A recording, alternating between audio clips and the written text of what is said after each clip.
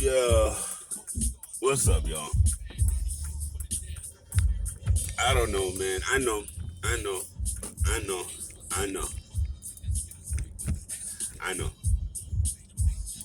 I know. It was tough.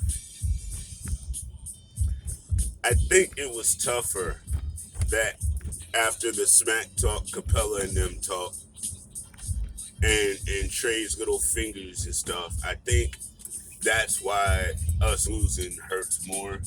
But to be perfectly honest, that's an egotistical thing.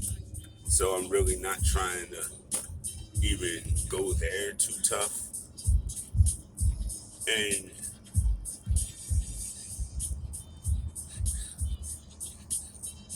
I mean, we can nitpick the game. We could do that. I mean, Randall is my dude, and I definitely want him back on this team with a contract secured this off season. He's done the things that we needed him to do in the off season to get us to this point. But for his first playoffs, he got eviscerated. The one thing I do that does make me smile about that though is because as I remember, Randall was extremely vexed that they didn't get to the bubble last year.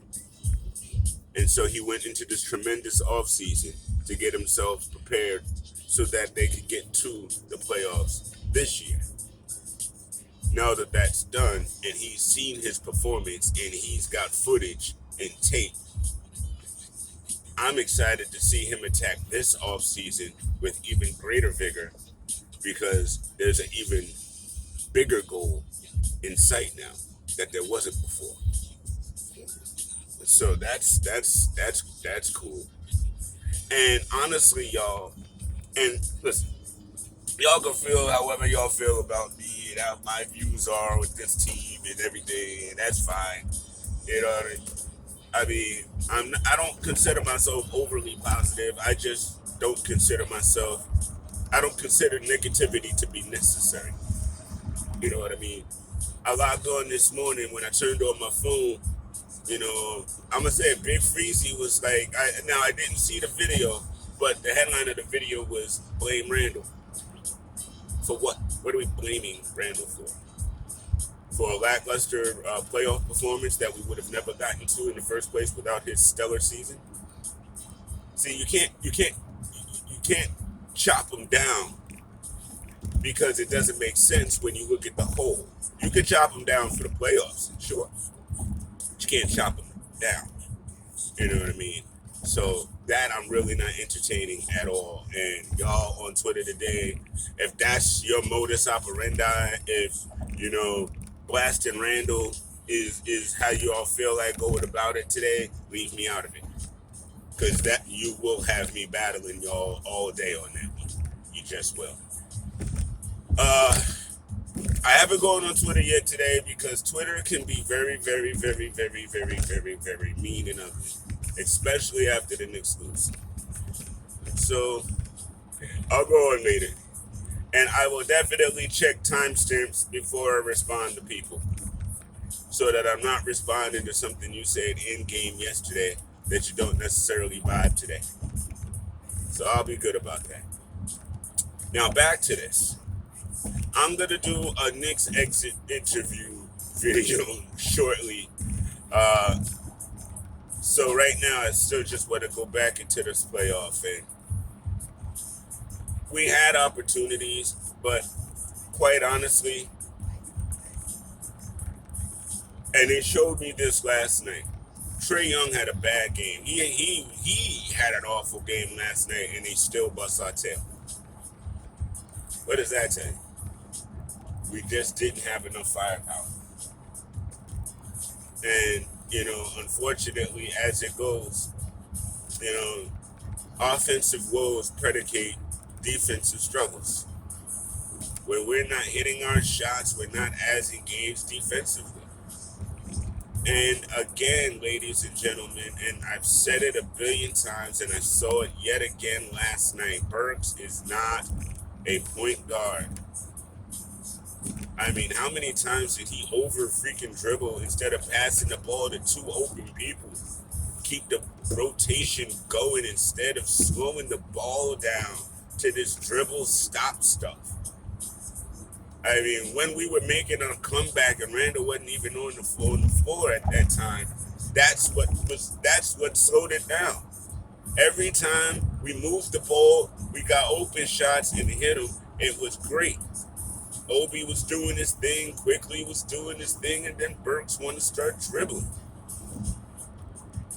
You know, I mean, there's a lot of wrong. There's a lot of right on our team, and there's a lot of wrong. I'm gonna say it again, and it's not necessarily about Elf, and that got on my nerves too. But Derrick Rose is a great, great backup point guard for us. And you have to understand the fact. Somebody said yesterday that our bench shouldn't be outscoring the starters, and you're absolutely right. But you should not circumvent the bench scoring because the offense is sputtering with the starters. Because at the end of the day, we took that firepower away. When Burks could just come into the game, get to his spots, get the ball, and shoot, he is dangerous. But when he got to do all that pound, dribble, drive, spin, all that stuff, that's when things get a little bit tedious. Bullock Bullock came back yesterday. Bullock's shot was on. I mean, honestly, Bullock was the reason why we were even in that game in the first quarter. You know, so that's going to be interesting come this offseason. Taj is great. Nerlens could have been better, and we missed Mitch.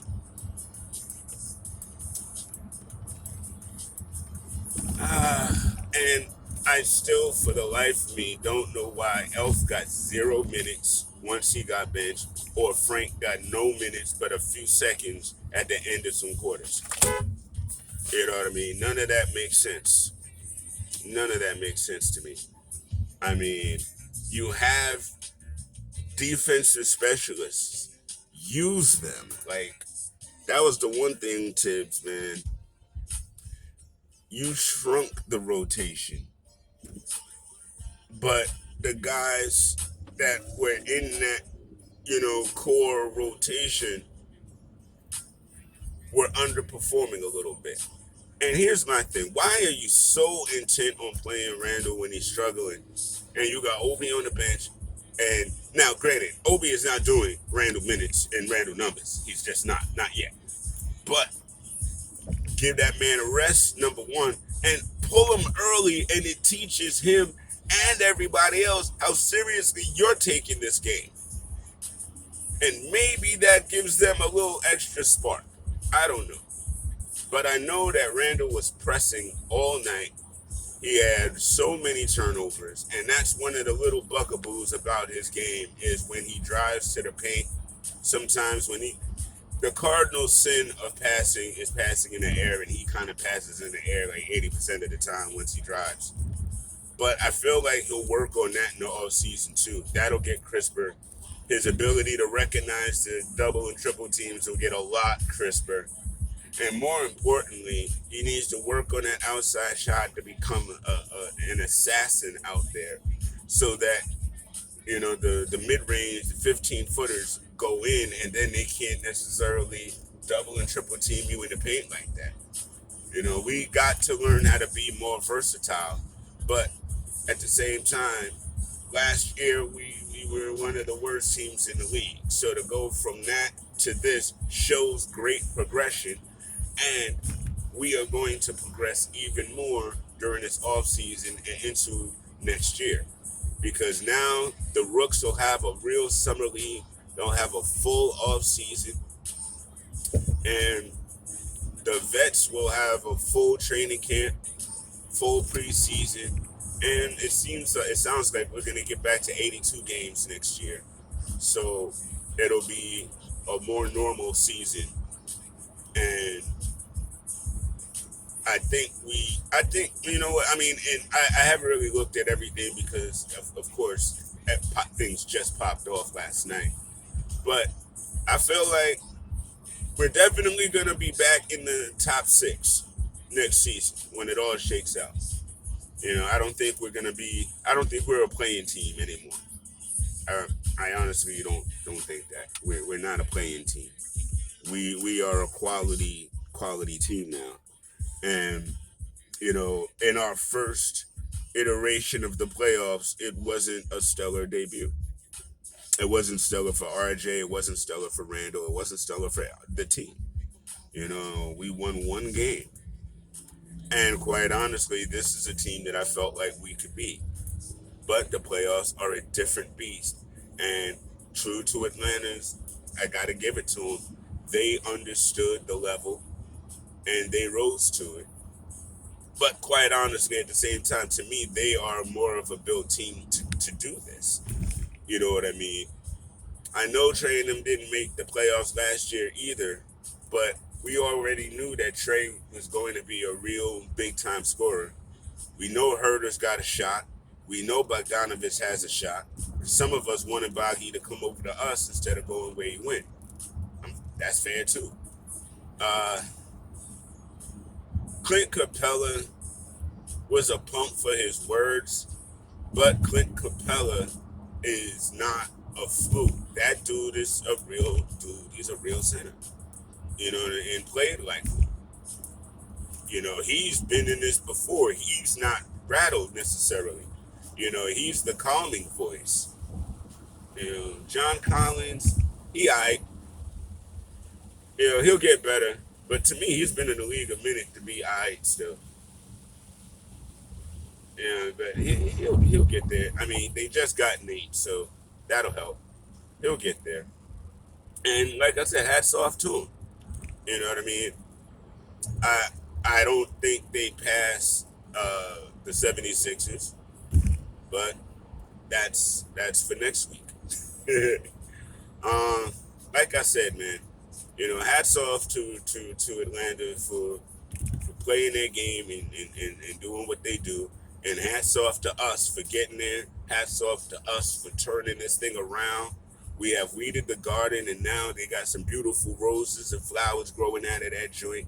And it's just gonna continue to be great. So there's that, and I hope y'all enjoyed this next minute. And I will miss y'all as far as next minutes go. I'll because of course the season's done, so there's gonna be a couple here and there, but it's not gonna be like consistent like it was. I am looking forward to breaking this all down with Danny on Saturday. Uh, yeah, that'll be a fun conversation. And I'm gonna just say this and put a button in this particular video. The biggest thing I'm sad about, the biggest thing I'm sad about right now is that I don't have any more Knicks games to watch until October. That's it. That's it. But by October, I will most definitely be fully vaccinated and I will be up in MSG. That is word. So listen, y'all. Please don't ruin my day with a whole bunch of woe is us, cry, cry, cry. I'm man, Randall, oh, Trey Young. Stop, please. Let's come on. Come on. It was good, it was fun, and now it's done. You know what I mean? And this is the fun part, the off season. All right, so I'm gonna holler at y'all in just a little bit. Peace.